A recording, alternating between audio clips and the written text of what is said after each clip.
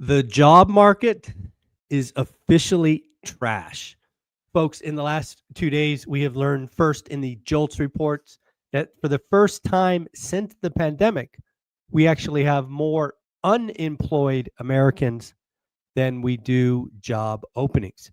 If you remember, in the heat of the pandemic, we had about 1.7 job openings per every unemployed. Again, today, for the first time since early 2020, we have more unemployed than job openings. In fact, job openings coming in at 7.17 was the second lowest reading since the pandemic.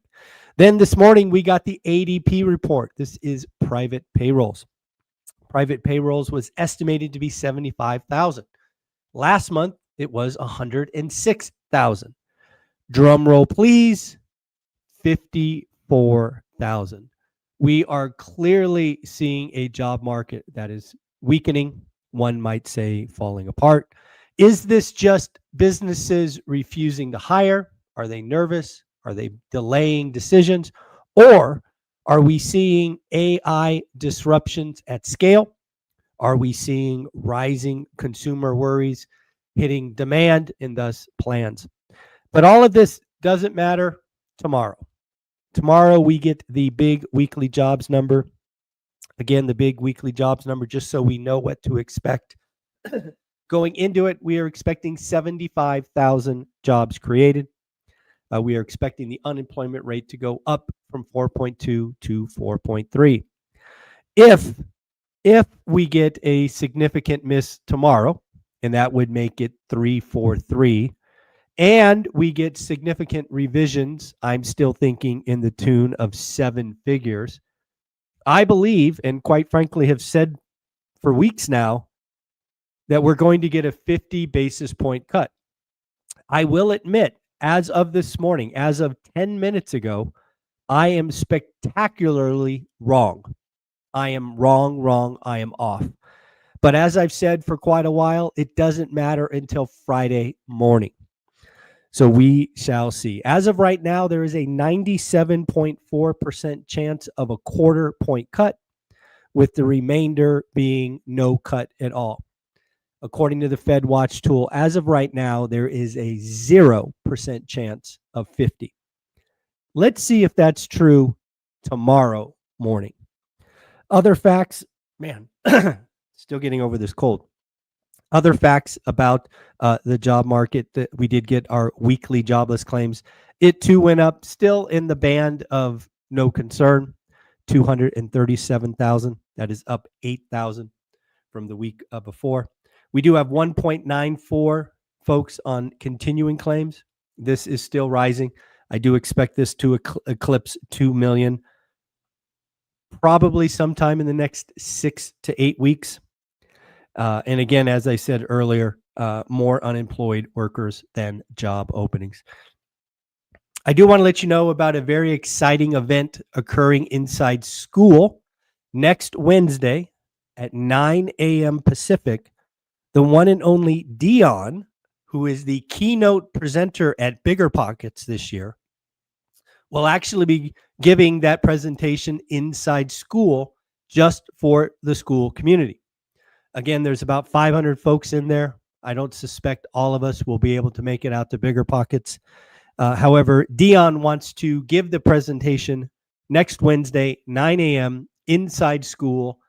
So again, if you are a member, feel free to tune in. It is now on the calendar. If you haven't joined yet, why not join school this month? Check it out, get the presentation, and see what you think. So again, very interesting stuff. Mortgage rates as of yesterday hit a year low. We broke the psychological 6.5, came in at 6.49. They will get better today after the week ADP report. We could see 6.45, maybe 4.6, something like that. Rates will get better today, but it all doesn't matter. Tomorrow is the big day. We did get some talk from Christopher Waller, Fed President Christopher Waller. Remember, folks, he is up for the Fed presidency after Jerome Powell. So he is clearly whispering in Trump's ear. These are things that he said yesterday. Wow.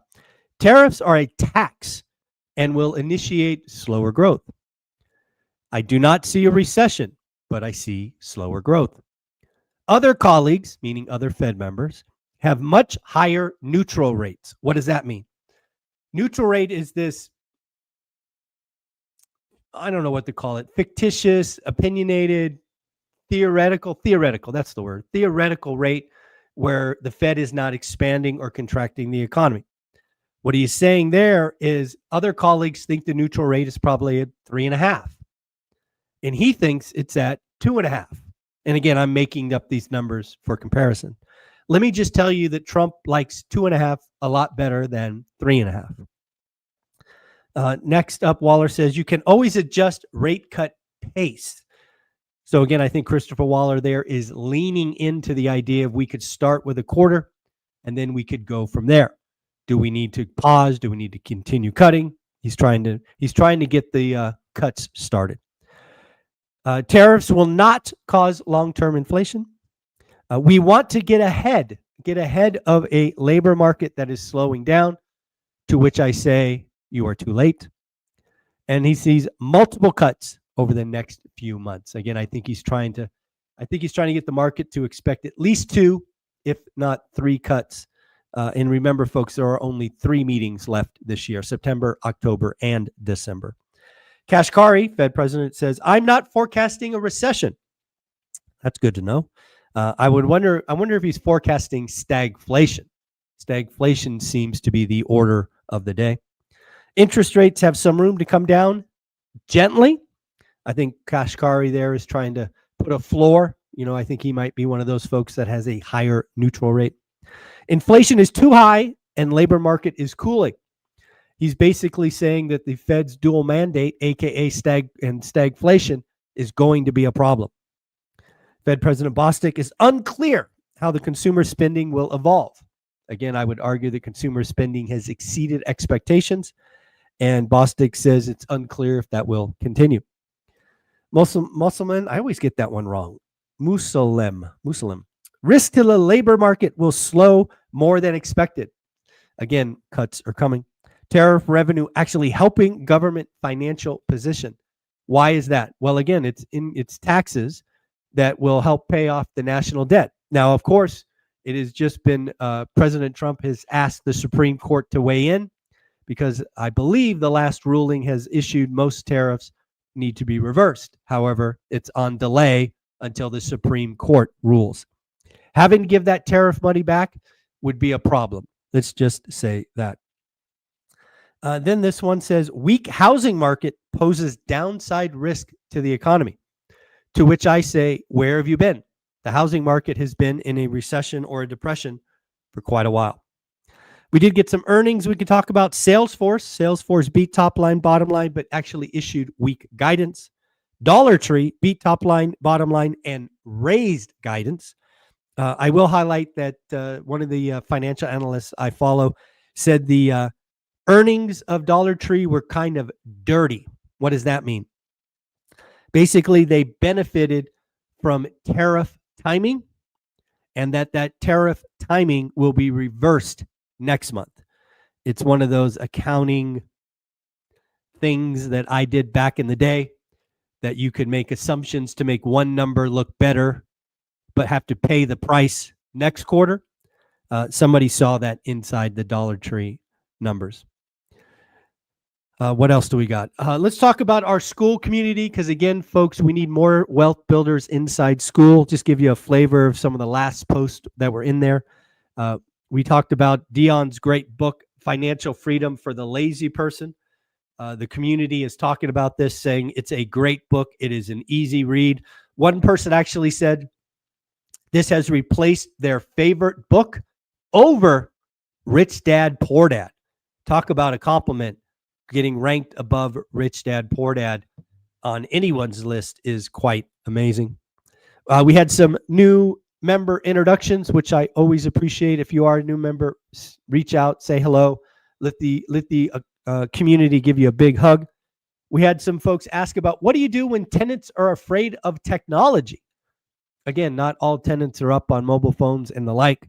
And then we also had somebody share some accountability replays. So again, lots of stuff out there for you. If you follow me on Instagram, you know that yesterday was not a good day. I shared on Instagram that yesterday I traded in my dream car. If you know the story, I was 18. I was working in a car stereo shop, and a dentist rolled in with this sick car, and it became instantly my dream car. I've owned my dream car for 13 years. I smile every day I drive it. But yesterday, I got rid of it. I got rid of it for a couple of reasons. One is it's 13 years old, got 110,000 miles on it. It is my everyday driver. And it doesn't make sense for for a family to have just one car, 2 seats, because it was an SL 500. So I traded that in. We got a. I'll let you follow me. You can see what I bought on Instagram. We paid cash for something on Instagram, so go check it out. But one of the reasons I did this is I want my next car to be even better. But it's not. It's going to be such a nice car that it will not be an everyday driver. That was the problem I had with the SL 500. Is I drove it every day, 110,000 miles. My next dream car is going to be crazy and will not be an everyday driver. So we had to get something that we could drive every day. So go ahead, look, check it on Instagram, see what your boy bought. Let me know what you think. I would love to hear from you. I guess the last thing to talk about, kind of ending where we started, the job market is trash. The last thing I read is job cuts in August were up 39% month on month to 86K, and up 13% year on year. Folks, I can't wait for tomorrow's number. It will be the number that drives a 50 basis point cut, in my opinion, all the revisions. Check me out on Instagram to see what your boy bought. And don't forget to check out Steadily. If you are a landlord in this crazy insurance market, you have to have backup plans. You have to get quoted different things. Check out the link below. Olivia and I do that every time one of our policies comes up, and they are helping out about 80% of the time. Better rates and, more importantly, better insurance. Again, folks, one of the things that my former insurance company did was drop coverage on little line items that you might miss. For example, dog bites. I've talked about that a couple of times because it actually happened to us. And Steadily Insurance covers that, at least in the quotes that we got. So it is a big deal. Check out your deck page, right? Your declaration of what's covered and not covered. And check out the insured replacement cost, because again, having an insurance that's below replacement cost is underinsured, which is not where you want to be. So give them a chance. If they can help, great. If they can't, great. It means you got great coverage already. All right, folks, we will be tuning in tomorrow with the weekly wrap-up with Ty. Tomorrow's number is important. See you inside school. Bye.